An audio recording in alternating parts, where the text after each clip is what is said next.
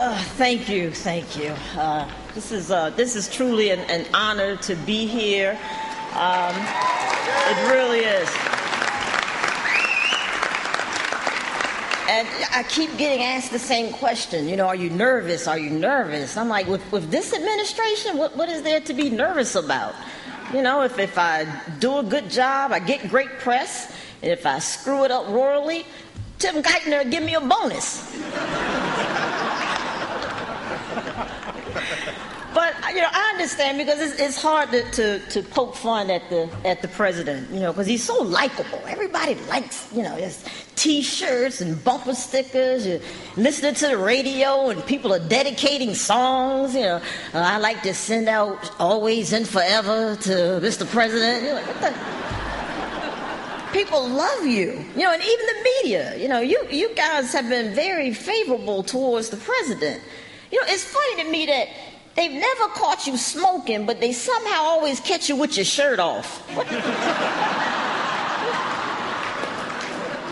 I know you're into this transparency thing, but I don't need to see your nipples.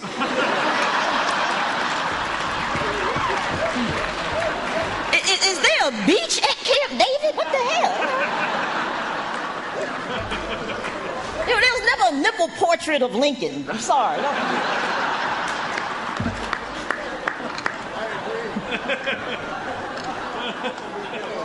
But this is amazing. The first black president. I know you're biracial, but the first black president.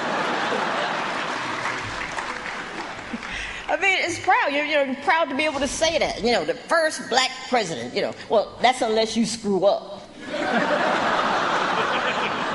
And then it's going to be, what's up with the half-white guy, huh?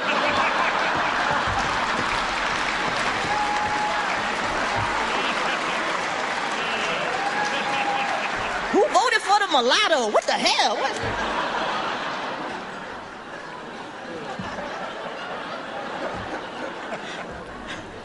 And I must say, Mr. President, I thought that, that when you got into office that you would put a swift end to your basketball pickup plan, pickup basketball plan, I mean, come on. First black president playing basketball, that's one step forward, two steps back. And really, are you any good? I bet you think your game is really nice right now, don't you? Yeah, you really think you got good moves, huh? I mean, come on, nobody's gonna give the president a hard foul with the Secret Service standing there. He's probably bragging and everything. You should have seen me today, baby. I was balling, Yeah.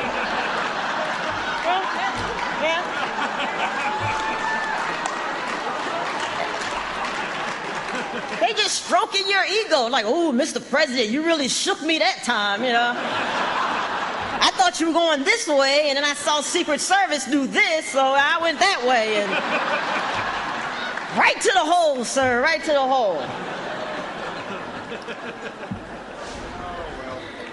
But that's the thing about you, sir. You're so likable because you're so accessible. Playing basketball. I bet you rappers even give you their demo, don't you? Hey, can you get this to Jay-Z for me? Yeah. And you're taking the first lady out on dates. I mean, I wouldn't be surprised if I walked past the White House and see you out there mowing the lawn. Don't let him get a John Deere, please, don't let. But and you just hang out. And I think you hang out too much. Like, what was that? You and Joe Biden now getting hamburgers. The two of you can't hang out together. I mean, whose idea was that? Nancy Pelosi's? Oh. Hey, why don't you boys go out and get a bite?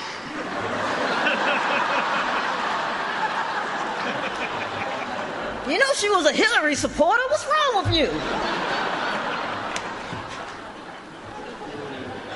Oh, and God forbid if Joe Biden falls in the hands of terrorists. God forbid if there's ever a hostage situation.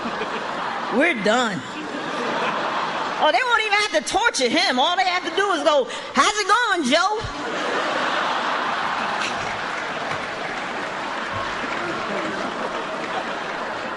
He come back with stacks of information. What did you do? Did you waterboard him? No, I just said nice weather. And he's still talking. Just can't listen to him anymore. It's like torture. Jeez.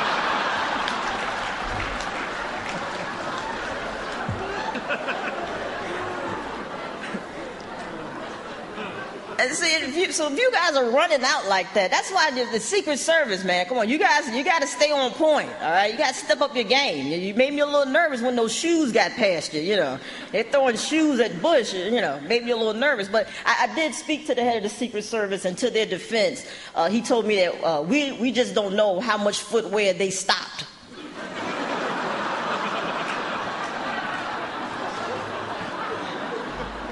Boots, skis, and I gotta say this about President Bush, man, he knows how to leave town, right? I mean, we haven't heard anything from him. He's just quiet. He left like that house guest who breaks something in your house and heard him get out of there before you find out.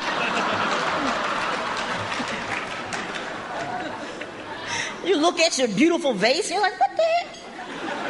Who broke my vase? And I gotta say, he broke a lot of stuff, sir. He broke a lot of stuff. I mean, you thought you were, you know, find a new home. You got a fixer-upper, huh? And there's a lot of things that need to be fixed. And you're trying to help, and I'm amazed that there's some people won't even allow you to help. Like, what's up with all these governors not wanting to take the money? Who turns down money?